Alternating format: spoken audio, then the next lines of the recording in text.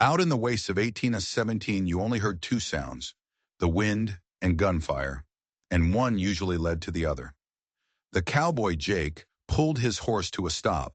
The sound was sharp, angry, not a hunter's shot. This was the sound of men trying to kill each other. He was a lone rider, and his first instinct was survival. Right away. Forget you heard it. That's how you stayed alive out here. But the shots came again, closer this time, echoing off the canyon walls like a devil's drumbeat. Followed by a scream. He clenched his jaw. Trouble was a choice between your own skin and someone else's. His hand went to the worn grip of his revolver. It seemed fate had already made the choice for him. He spurred his horse forward, charging toward the sound, toward the smoke, toward death. The canyon mouth opened up like a wound in the earth, and inside was chaos. A handful of ragged outlaws were circling a single figure trapped against the rocks.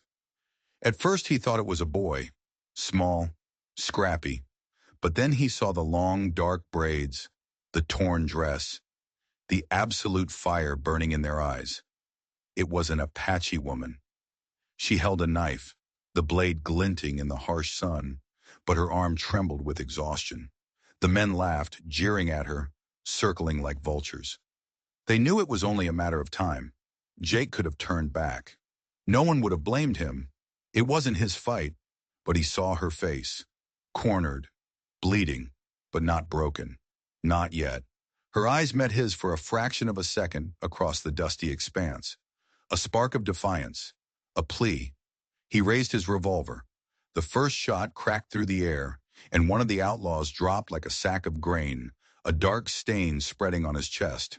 The others spun around, cursing, their faces a mix of shock and rage.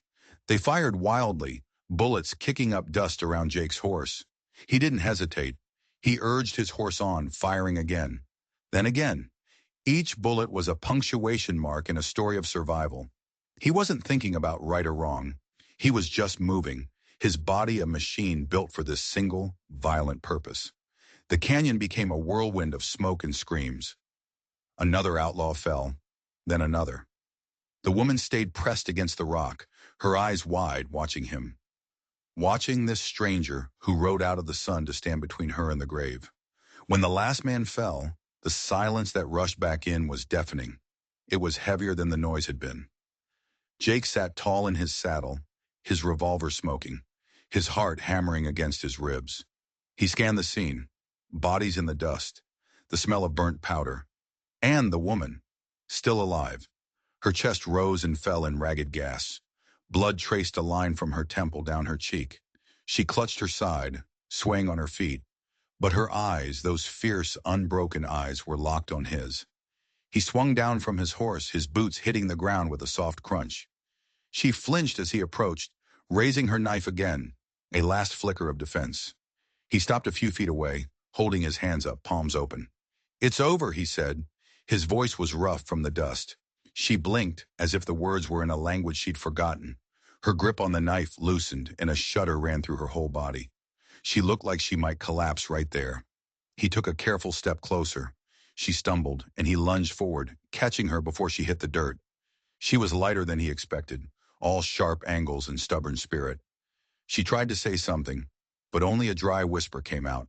"Save your strength," he murmured, his hand surprisingly gentle as he held her steady. The desert was no place to be wounded and alone. Leaving her here was a death sentence. He led her to his horse.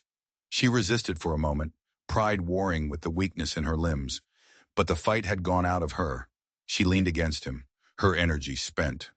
He lifted her into the saddle, then climbed up behind her, his arms circling her to keep her from falling. He could feel the shallow, rapid beat of her breath against his chest. As they rode out of that bloody canyon, the sky began to bleed from gold into a deep crimson. Stars pricked the darkness, one by one. He looked down at her face, pale in the fading light, and wondered what kind of hell she'd just survived. They rode in silence, the rhythmic clip-clop of the horses' hooves the only sound. He'd seen plenty of folks broken by the frontier, but this woman, she was different. Wounded, yes, but not broken. His remote cabin was hours away, a tiny speck of solitude in the vast emptiness. But his mind was made up. He tightened his arm around her slightly, steadying her against the horse's gate. His hand brushed hers. Her fingers twitched, and for a heartbeat, they closed around his. It wasn't gratitude. It wasn't surrender. It was the simple, desperate instinct of a survivor holding on. He leaned his head down, his breath stirring her hair. "You're safe now," he whispered into the growing dark. She didn't answer, but he felt a subtle shift in her body. The tension eased just a fraction. A tiny seed of trust in a wasteland of violence. As the miles passed under the silent watch of the stars, Jake realized he hadn't just saved a life. Something else had happened back in that canyon. Something had shifted inside him. He'd found her in a storm of blood and gunpowder. But as she slept, her head finally resting against his shoulder, he had a gut feeling that this wasn't the end of the storm. It was the beginning. The cabin was a lonely silhouette against the starry sky, a refuge hewn from wood and grit. He carried her inside, laying her on his cot. The fever hit her hard that night. She tossed and turned, her breath coming in ragged whispers, her body trembling under the wool blankets. Jake sat watch in a rickety chair, his revolver on the table beside him. The threat wasn't outlaws anymore. It was the creeping shadow of death trying to claim her from within. He bathed her forehead with a cool, damp cloth. He cleaned her wounds as gently as his calloused hands would allow. A long gash on her side, bruises mottling her skin. She never cried out, not even in her fevered sleep. Her quiet strength was a thing to marvel at. For the first time since he'd built it, the cabin didn't feel so empty. It felt occupied, like it had a purpose beyond just keeping the wind out. The next few days were a blur of tending the fire and changing her bandages. She was awake more, but silent. She just watched him. Her eyes followed his every move, cautious and sharp, as if trying to figure out what kind of man he was. He didn't push her. He left food and water by the bed and gave her space. He understood that silence was a shield, and hers was forged in fire. One evening, as the flames in the hearth danced and threw long shadows across the room, she spoke. Her voice was raspy, barely a whisper. "Why?" He stopped what he was doing, a piece of leather he was mending, forgotten in his hands. He thought for a long moment, looking into the fire. How could he explain the impulse that had made him turn his horse towards the gunshots? "Because no one deserves to be cornered," he said finally, his voice low. "No one deserves to die in the dust." He saw a flicker in her eyes, a weighing of his words against a lifetime of harsh truths. She didn't say anything else, but the shield of her silence had a crack in it. The nights were the worst. Nightmares haunted her, pulling her back to whatever horrors she had escaped. She would cry out in a language he didn't understand, her body rigid with fear. He'd get up, add a log to the fire, and sit by her side until the trembling stopped. Sometimes, in the depths of her restless sleep, her hand would reach out, searching for an anchor in the darkness. He would take it, his rough hand enveloping hers, a steady, silent promise that she wasn't alone. When dawn came, she would pull away, her pride returning with the light. He never mentioned it. He just acted as if nothing had happened. It was a quiet dance of trust they were learning. Slowly she began to heal. The fever broke. Color returned to her cheeks. Soon she was able to walk, first tentatively around the cabin, then outside, standing under the vast open sky. She would turn her face to the wind, as if reintroducing herself to the world. Jake watched her from a distance. She belonged to this land in a way he never could. She wasn't just living on it, she was a part of it. She started to show him things, the way the clouds gathered before a storm, which plants could be used for medicine and which were poison, the language of the birds.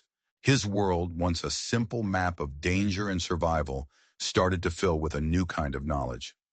One afternoon, he was fixing a broken fence post when he heard it, a sound so unexpected it made him freeze. Laughter. It was soft but clear, carried on the breeze.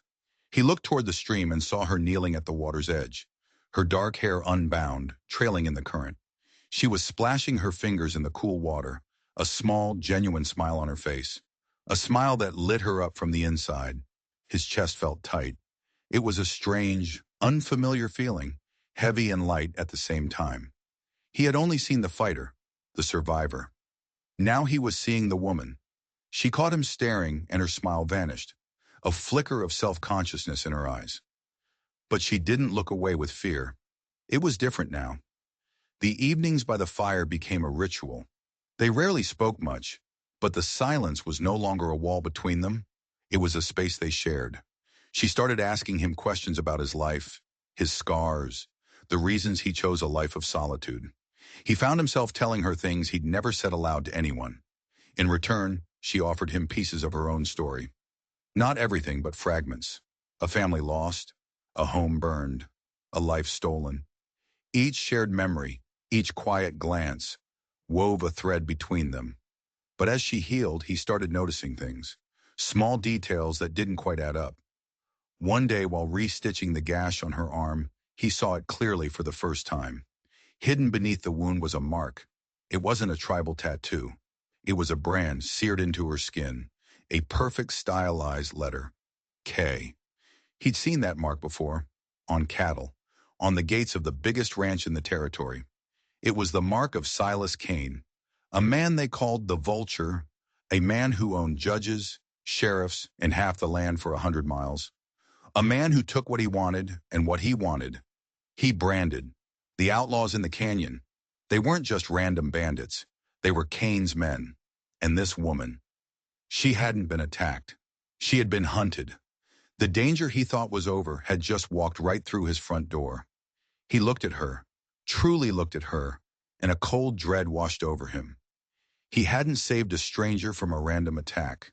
He had stolen property from the most powerful, ruthless man in the West, and Silas Kane always collected what was his. His cabin was no longer a refuge. It was a cage, and the hunter was on his way. Jake felt a cold knot tighten in his stomach. Silas Kane. He knew the name. Everyone did. Kane's power was absolute, his reach long, his cruelty legendary, and Jake had just killed 3 of his men and taken the woman they were after. It wasn't a matter of if Kane would come looking, but when, and how many men he'd bring with him. He looked at the woman. She was watching him, her dark eyes seeing the shift in his expression. She knew that he knew. He could see it in the way she tensed, the way her hand instinctively went to her side, where her knife would have been. Key, he said, the name tasting like ash in his mouth. She gave a single sharp nod. Her face was a mask of grim resolve. There was no fear there now, only a deep, weary anger. This changed everything. He was no longer just a man offering shelter. He was a man hiding a fugitive, a man who had painted a target on his own back. He could tell her to leave, point her toward the mountains and wish her luck. It would be the smart thing to do, the only way to survive. But he looked at her eyes, saw the fire that had refused to be extinguished, and he knew he couldn't. He had made a choice back in that canyon, and he had to see it through. A few days later, a rider appeared on the horizon. A single man, not a posse. Jake's hand went to his gun. He told the woman to stay inside, out of sight. He stepped onto his porch, his body casual, his eyes sharp. The rider was a big man, with a weathered face and a tin star pinned to his vest. A marshal. His eyes were cold and assessing as he reined in his horse. "Howdy," the marshal said, his voice a low gravel. "Name's Thorne. U.S. Marshal. Been tracking a band of outlaws. Robbed a stagecoach north of here a few weeks back. Killed the driver and guard." Jake kept his face neutral. "Haven't seen anyone." Thorne's gaze swept over the cabin, lingering on the barn, the corral. "These men are dangerous. They got away with a shipment of federal gold. A fortune. We found a few of them dead in a canyon about a day's ride from here. Looks like they turned on each other over the loot." Jake's blood ran cold. The canyon. He was talking about the men Jake had killed. "You find any gold on them?" Thorne asked, his eyes locking onto Jake's. "I told you," Jake said, his voice steady. "I haven't seen anyone." The marshal stared at him for a long, uncomfortable moment. "Right. Well, if you see anything at all, you let the law know. There's a big reward for that gold, big enough to make a man comfortable for life." He gave a nod, turned his horse, and rode away, leaving a trail of dust and suspicion behind him. Jake watched him go, his knuckles white on the porch railing. A U.S. Marshal. It was a stroke of unbelievable luck. The law thought the men he'd killed were stagecoach robbers. His actions in the canyon were self-defense against wanted fugitives. He was in the clear. He went back inside, a wave of relief washing over him. He told the woman what had happened. She listened intently, her expression unreadable. But that night, as she lay sleeping, the nightmares came back, worse than before. She thrashed in the bed, muttering feverishly. And in the middle of a string of Apache words, she said a name, clear as a bell. Eliza, don't let them find it. Eliza. Jake froze. Eliza. It wasn't an Apache name. Who was Eliza? And what was it she didn't want them to find? He looked at the small leather pouch she always kept with her. She guarded it fiercely, never letting it out of her sight. He'd respected her privacy, but now, Marshal Thorne's words echoed in his mind. A fortune in gold. What if the outlaws hadn't killed each other over the gold? What if she had it? What if she was the last one left, the one who knew where it was hidden? It would explain why Kane's men were after her so desperately. She wasn't just a runaway. She was a witness, or worse, a thief. The thought soured in his gut. He had risked his life for a woman who might be a killer, and a robber herself. He looked at her sleeping form, at the lines of pain etched on her face even in dreams. It didn't feel right. None of it did. A few days later, she was strong enough to talk, to really talk. She sat across from him at the small wooden table, the leather pouch resting beside her. My name is not what you think, she began, her voice quiet but strong. The family that raised me called me Nita, but that is not the name I was born with. She told him her story. Her birth parents had been settlers, killed in a raid when she was a baby. She was found and raised by an Apache family, loved as one of their own. She lived between two worlds, speaking English and Apache, understanding the ways of both. Then Kane's men came. They didn't raid for supplies or land. They came for her, because Silas Kane had heard of a young woman living with the Apache who could read and write English perfectly. He didn't want a servant, she said, her voice laced with bitterness. He wanted a tool, someone who could manage his ledgers, his real ledgers. Jake leaned forward. What was in them? Her eyes darkened. Everything. Every land deal sealed with a threat. Every rival rancher who had an accident. Every bribe paid to a politician. He called me his confidential clerk. I was his prisoner, but I saw the heart of his entire criminal empire. She paused, taking a shaky breath. He gave me a new name, Eliza. Jake's heart stopped. Eliza, the name from her nightmares. And the stagecoach? He asked, his voice barely a whisper. She looked down at the leather pouch. There was no gold, Jake. That was a lie Kane spread to get the law involved. The federal marshals are looking for a ghost. She slowly, deliberately untied the leather cord of the pouch. She didn't pull out gold coins or nuggets. She pulled out a book, a thick, leather-bound ledger. The men who robbed that stagecoach weren't common outlaws, she explained, her voice low and urgent. They were hired by Kane's rivals, men he was squeezing out. They wanted his ledgers as leverage, proof to bring him down. But Kane's men ambushed them before they could get away. The men in the canyon, they weren't fighting each other. They were Kane's men hunting the last survivor of the rival gang who had taken me and the ledger with him. Jake stared at the book. It all clicked into place. The brand, Marshal Thorne, the story about the gold. It was all a lie, a massive web of deceit with this woman and this book at its center. So Thorne, the marshal. He's not a marshal, she said, her eyes flashing with a cold fire. He's Kane's head of security, his most loyal dog. His visit wasn't a coincidence. He was sniffing around, testing you. He knows. The relief Jake had felt was replaced by a chilling realization. He hadn't been cleared. He had been identified. Thorne wasn't there to investigate a robbery. He was there to pinpoint the location of the target, and now he knew exactly where they were. A floorboard creaked on the porch. Jake's head snapped up. His hand flew to his revolver. He looked at Anna.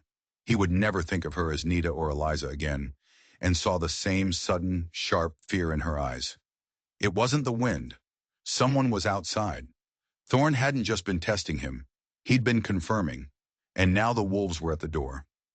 Jake put a finger to his lips, signaling for silence. He crept toward the single window, peering through a crack in the wooden shutter. His blood ran cold.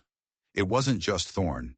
There were at least a dozen of them, spreading out, forming a perimeter around the cabin. They moved with the quiet efficiency of trained hunters closing in on their prey. They were trapped.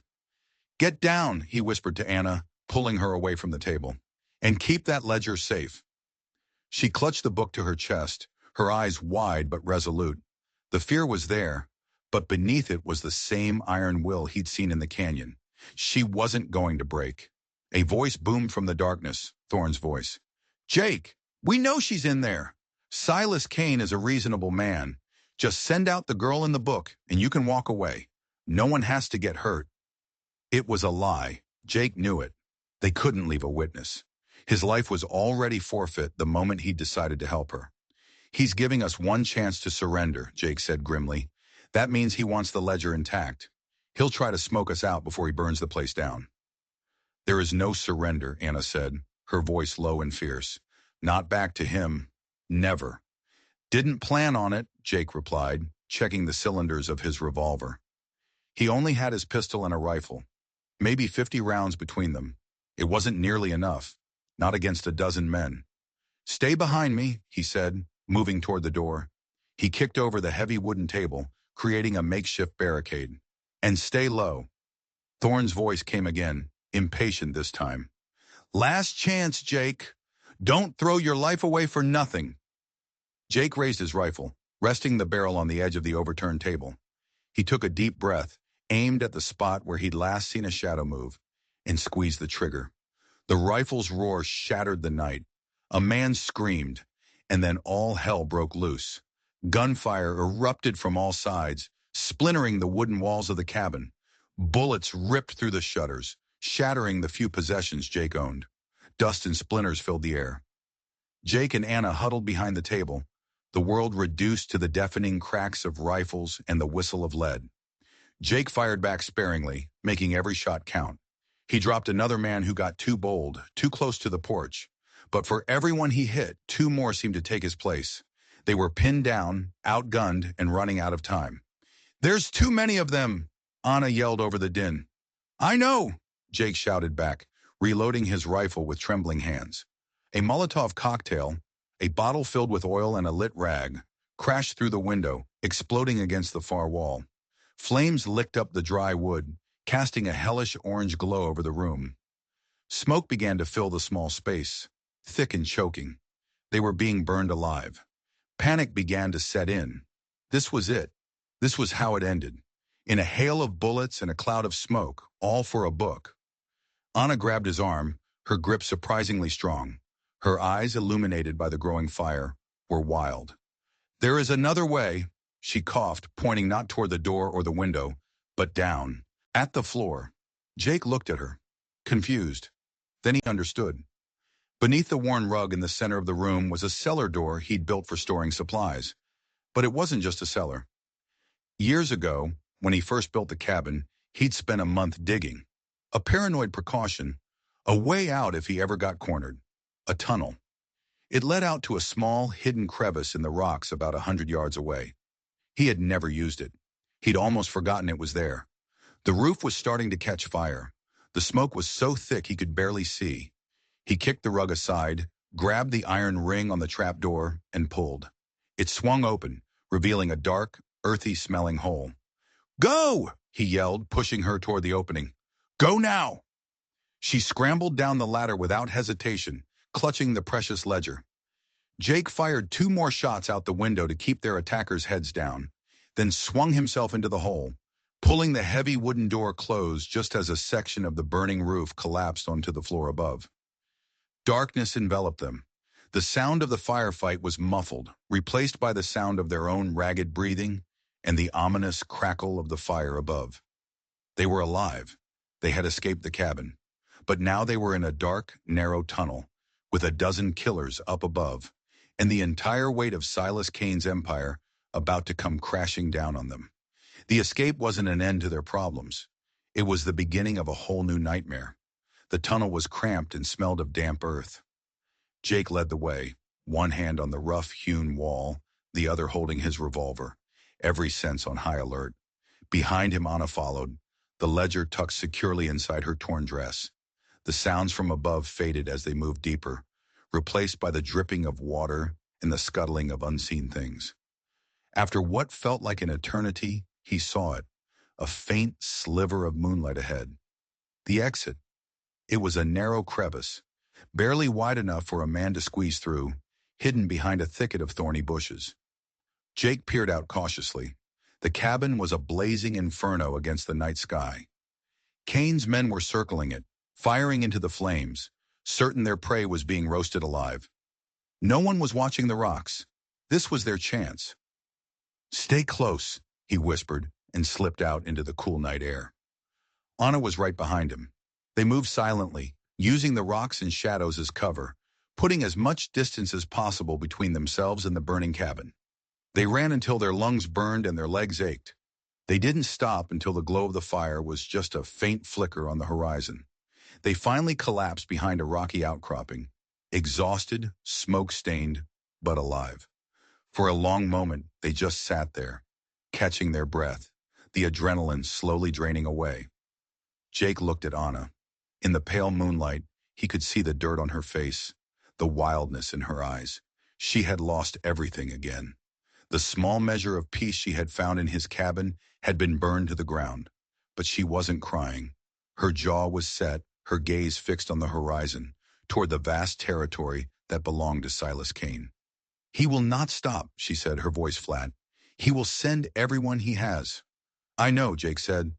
They were fugitives now, alone on foot, with no supplies, and hunted by a man who owned the law. Their chances of survival were close to zero. They needed help. They needed an ally. "Is there anyone?" Jake asked. "Anyone at all who isn't on Kane's payroll? Anyone who might stand against him?" Anna was silent for a long time, thinking. "There is one man," she said slowly. "Maybe. His name is Miller. He was the sheriff of a small town on the southern edge of Kane's land, a town called Redemption." "Was the sheriff?" "Kane broke him," she said, her voice bitter. "Miller tried to stand up to him years ago when Kane was first expanding his empire. Kane's men framed him for corruption, got him stripped of his badge, and ruined his name. His wife had an accident a month later. They say Miller is just a drunk now, a ghost haunting a forgotten town." It wasn't much of a hope, a disgraced, broken-down drunk, but it was the only hope they had. "Redemption," Jake said, testing the name. "It's a long way on foot." "We could make it," Anna said, a flicker of defiance in her eyes. The journey to Redemption was a special kind of hell.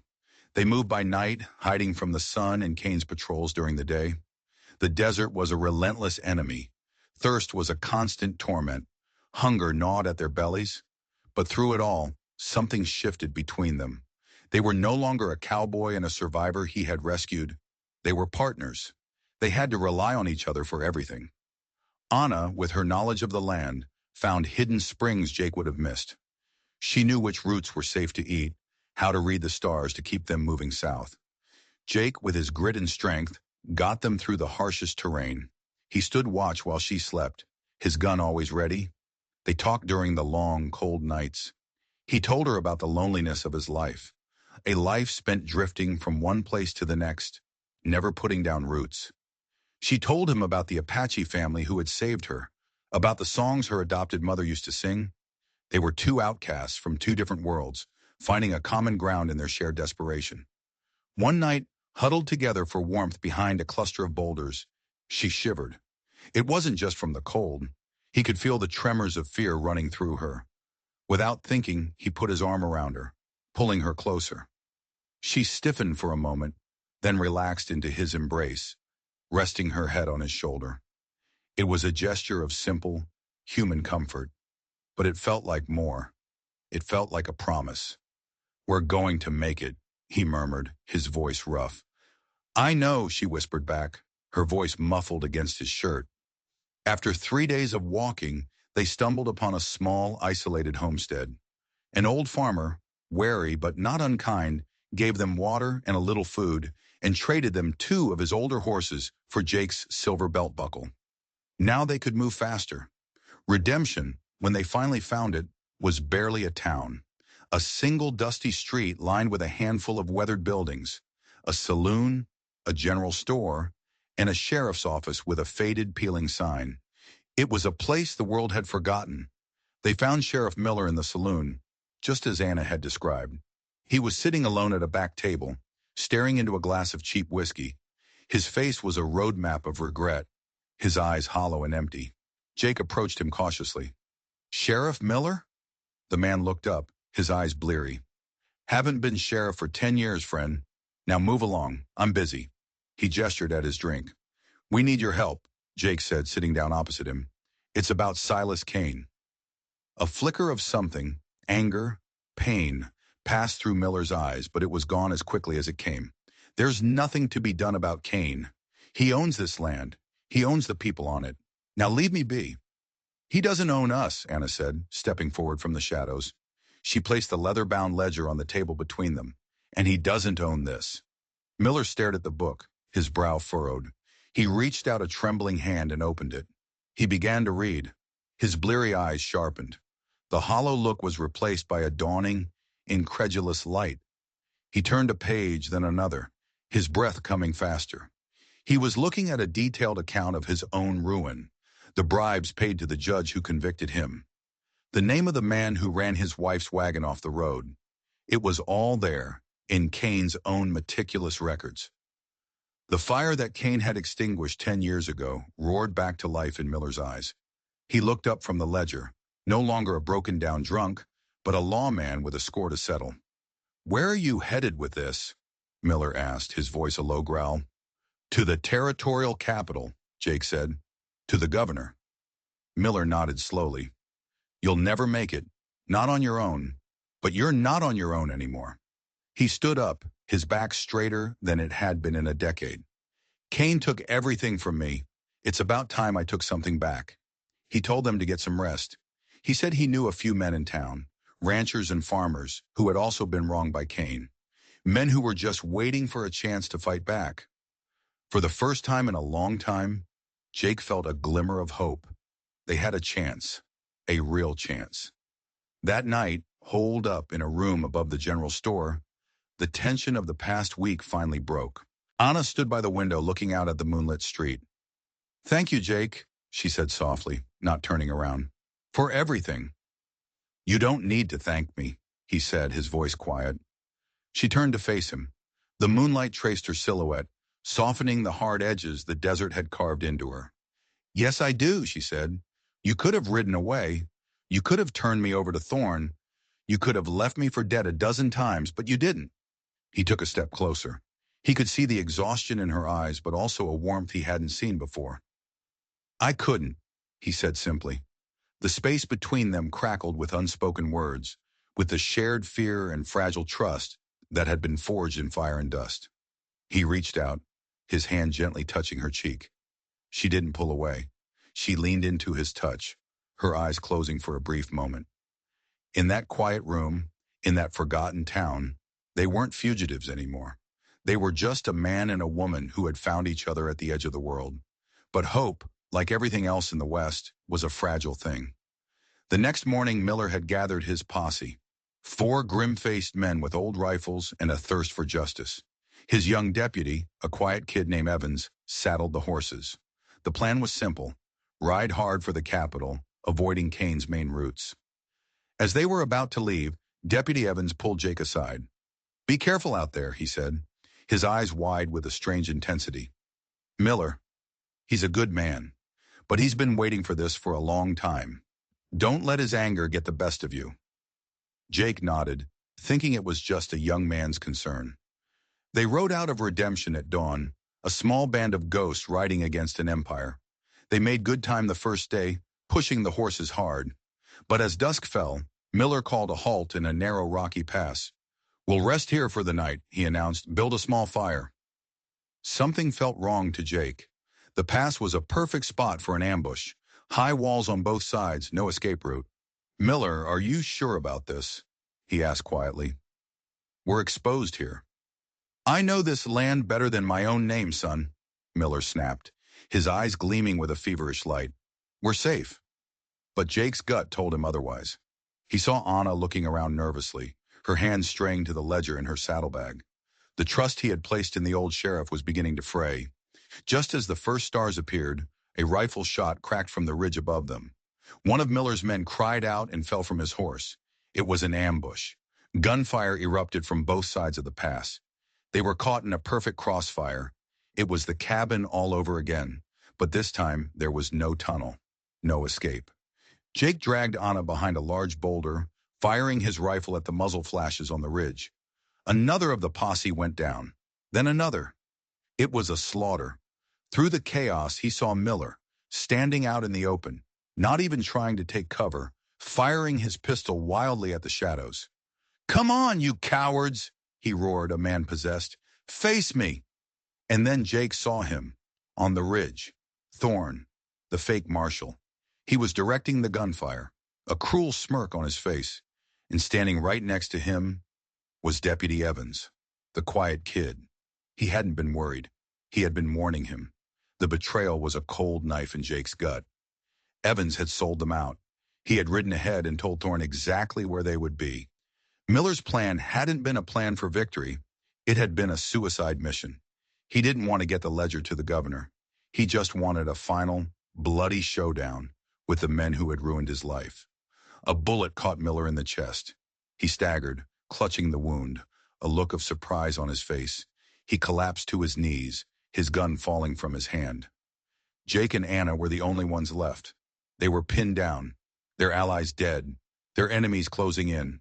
Thorne's voice echoed down the canyon walls. "It's over, Jake. Give me the girl in the book. This is your last chance." The hope they had found in redemption had been a lie, a trap, and it had just slammed shut.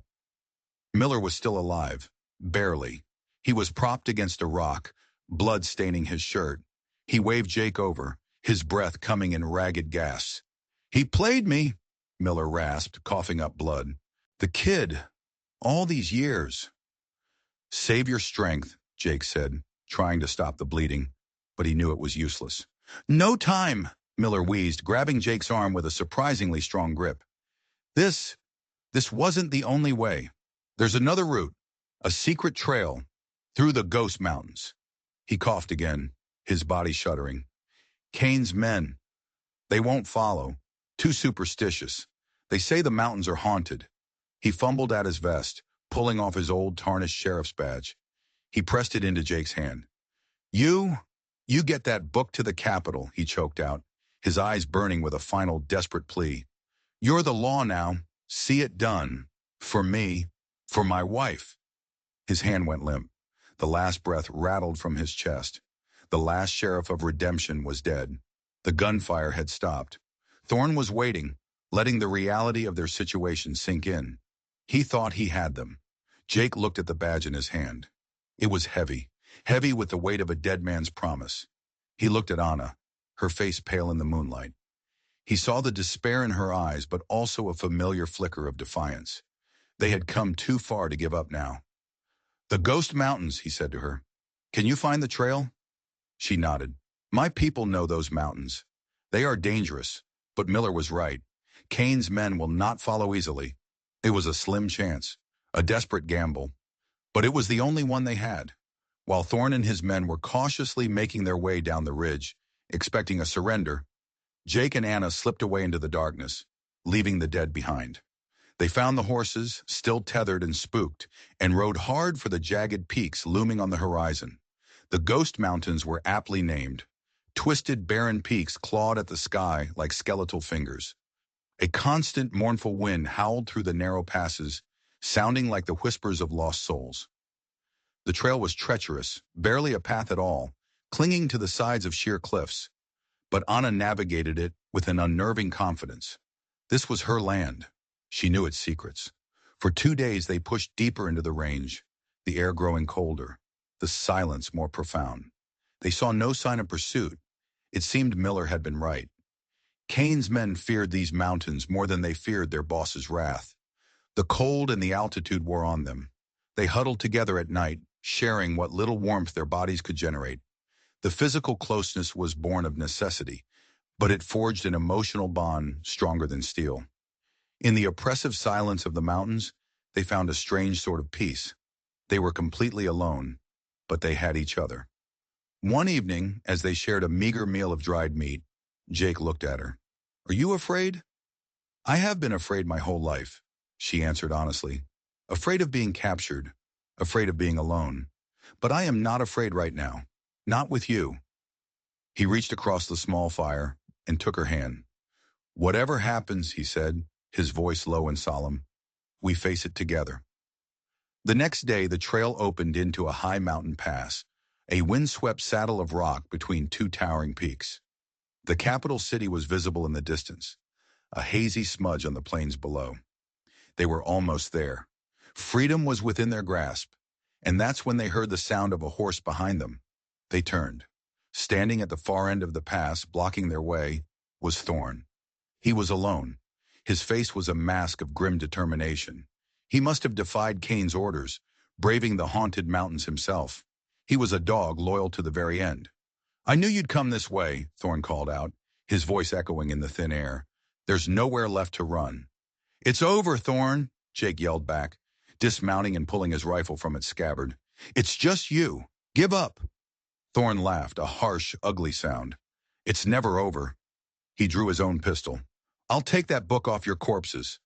There was no more talking. The final showdown had arrived. Jake pushed Anna behind a rock formation. "Stay here." He advanced into the pass, using the sparse boulders for cover. Thorn did the same. It was a deadly game of cat and mouse at 10,000 feet. Shots rang out, bullets ricocheting off the rocks with angry whines. Jake was a good shot, but Thorn was relentless, methodical. He kept Jake pinned down, trying to flank him. The air was thin, and Jake's lungs burned with every sprint from cover to cover. He was running low on ammunition. He knew he only had 1 or 2 shots left in the rifle. He had to make them count. He saw Thorn dart between 2 rocks, and he took his shot. The bullet struck Thorn in the shoulder, spinning him around. He cried out in pain, dropping his pistol. Jake rushed forward, rifle empty, drawing his revolver. He stood over Thorn, the barrel of his gun aimed at the man's head. Thorn looked up at him, blood seeping through his shirt, his face contorted in a sneer of hatred. "Go on," he spat. "Finish it." Jake's finger tightened on the trigger. All the death, all the running. It could all end right here. But he hesitated. He looked at the badge Miller had given him, still pinned to his shirt. "You're the law now. The law didn't execute wounded men." Suddenly, Anna screamed. Jake spun around. A heavy wagon, pulled by 4 powerful horses, had come up the pass from the other side. And sitting in the driver's seat, holding a shotgun, was Silas Cain himself. He was an older man, dressed in a fine suit that looked absurdly out of place in the rugged mountains. His face was soft, but his eyes were as cold and dead as a shark's. "Drop the gun, cowboy," Cain said, his voice calm and commanding. "It appears my man couldn't handle the job. Sometimes, if you want something done right, you have to do it yourself." Jake was caught. Cain had him dead to rights. Thorn, seeing his chance, lunged for his dropped pistol. Jake kicked it away, but the distraction was enough. Cain leveled the shotgun at Jake's chest. "A valiant effort," Cain said with a condescending smile. "Truly, but this is where it ends. Give me the book and the girl. I'm a businessman, not a savage. I'll even give you a horse and a day's head start. A severance package, if you will." He was trying to bargain. To him, this was just a negotiation. Lives were just assets on a balance sheet. "Go to hell," Jake growled. Cain sighed as if disappointed by a foolish employee. "A pity." He cocked both hammers of the shotgun. The world seemed to slow down. This was it, the end of the line. A single, sharp rifle shot cracked through the mountain air. It wasn't the blast of Cain's shotgun. Silas Cain's eyes went wide with surprise. A small, dark hole appeared in the center of his fine suit jacket. He looked down at it, confused. He dropped the shotgun, clutched at his chest, and toppled sideways out of the wagon, landing in the dust with a soft thud. Jake stared, stunned. He looked back at Thorn. He was still on the ground, unarmed. Then he looked toward the rocks where Anna had been hiding. She was standing there holding Thorne's rifle, the one he'd dropped. Smoke curled from the barrel. Her face was calm, her hands steady. She lowered the weapon, her eyes meeting Jake's. "He said no one deserves to be cornered," she said, her voice clear and strong in the mountain silence. He was right. It wasn't revenge. It wasn't hatred. It was justice, pure and simple. The final word in a long and bloody story, delivered not by a lawman or a cowboy, but by the woman who had started it all. With Cain dead and the ledger in their hands, his empire, built on fear and blood, crumbled like a house of cards. They rode down from the mountains, not as fugitives, but as victors. They delivered the ledger to the governor, and the full story of Cain's crimes sent shockwaves through the territory. The corrupt officials, the hired guns, the whole rotten structure he had built was dismantled, piece by piece. Jake and Anna didn't stay for the thanks or the accolades. That world of politics and cities wasn't theirs. They turned their horses around and rode back the way they came, back toward the small, burned-out patch of land where it had all begun. They rebuilt the cabin, beam by beam. The desert was still harsh, the world still a dangerous place. But inside their small home, there was peace. There was a future. They say the West was won with lead and steel, with grand battles and heroic last stands. But sometimes it was won with something much quieter. A choice. The choice to ride toward the sound of gunfire instead of away from it. A choice to see the humanity in a stranger's eyes. A choice to stand up when everyone else tells you to kneel. What started with a cowboy saving a stranger's life ended with two souls saving each other, building a home in the very wilderness that had tried to destroy them. If you enjoyed this story of justice on the frontier, don't forget to hit that subscribe button for more untold tales, and let us know in the comments, where are you watching from today?